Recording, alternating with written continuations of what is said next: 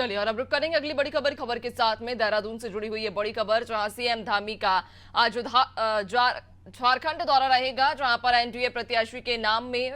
नामांकन में वे शामिल होंगे। इधर रांची लोकसभा से एनडीए प्रत्याशी हैं संजय सेठ, जिनके नामांकन में आज वे शामिल होने के लिए झारखंड पहुंचेंगे। तो आपको बता दें कि सीएम धामी का आज झारखंड दौरा रहेगा, जहां एनडीए प्रत्याशी के नामांकन में वे शामिल होंगे। इधर रांची लोकसभा से एनडीए प्रत्याशी संजय सेठ हैं, जिनके नामांकन में आज शामिल होने के लिए खुद सीएम धामी झारखंड पहुंच रहे हैं। आपको बता दें बड़ी खबर देहरादून से जुड़ी हुई, जहां पर सीएम धामी का आज झारखंड दौरा रहेगा। दरअसल एनडीए प्रत्याशी के नामांकन में शामिल होंगे। यहां पर झारखंड जब पहुंचेंगे वे, तो रांची लोकसभा से एनडीए प्रत्याशी संजय सेठ के नामांकन में वे शामिल होंगे। बड़ी खबर, जहां आपको बता दें कि सीएम धामी का आज झारखंड दौरा है, जहां झारखंड के दौरे पर वे अपने कई कार्यक्रमों में शिरकत करेंगे, जनता से बातचीत करेंगे, सीधा संवाद स्थापित करेंगे, वोटों की अपील करेंगे। लेकिन उससे पहले रांची से लोकसभा के लिए एनडीए प्रत्याशी संजय सेठ के नामांकन में भी वे शामिल होंगे और संजय सेठ के समर्थन में वोटों की मांग, वोटों की अपील जनता से करते नजर आएंगे। तो आपको बता दें कि आज के एक दिवसीय दौरे पर सीएम धामी देहरादून से झारखंड पहुंच रहे हैं, जहां पर एनडीए प्रत्याशी के नामांकन में वे शामिल होंगे। झारखंड में कई अलग अलग कार्यक्रमों में वे शिरकत करेंगे, लेकिन उसके पहले रांची लोकसभा से एनडीए प्रत्याशी संजय सेठ के नामांकन में शामिल होंगे। ज्यादा जानकारी लेंगे, सहयोगी सोनू हमारे साथ में जुड़ चुके हैं। सोनू, आज सीएम धामी का झारखंड दौरा है, किन मायनों में खास रहेगा? देखिए, उत्तराखंड से लेकर और अन्य प्रांतों तक की जो सियासी माहौल इस वक्त नजर आ रहा है, और खास तौर से हम चुनावी प्रचार और चुनावी माहौल की बात कर रहे हैं,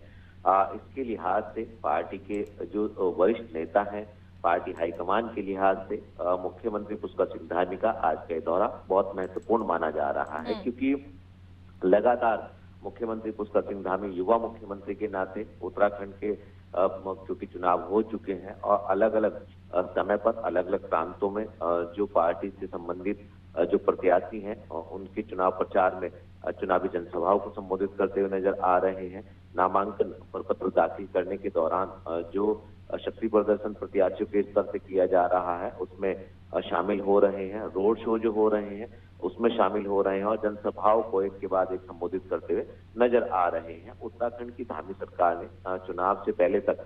जो बड़े फैसले लिए हैं, निश्चित तौर पर उनको बयां कर रहे हैं, जो चाहे वो धर्मांतरण का कानून हो, चाहे वो शख्स नकल विरोधी कानून हो, चाहे वो यूसीसी का कानून हो, या इसके अलावा जो संपत्तियों पर सरकार का अधिकार होना चाहिए उससे संबंधित कानून हो, तमाम ऐसे बड़े फैसले लिए गए हैं उत्तराखंड सरकार के द्वारा पहले,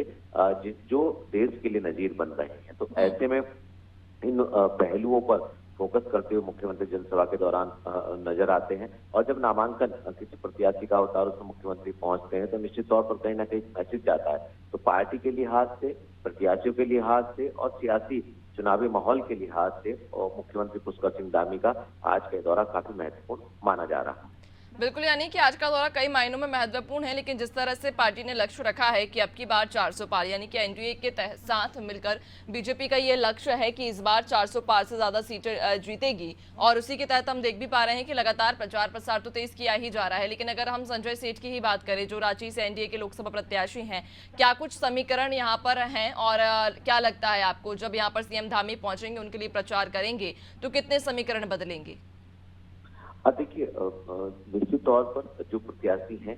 इनके समर्थन में जब मुख्यमंत्री चुनाव प्रचार करेंगे और मतदाताओं से वोट की अपील करेंगे तो इसका फायदा पार्टी को मिलेगा, और इस लक्ष्य के साथ ही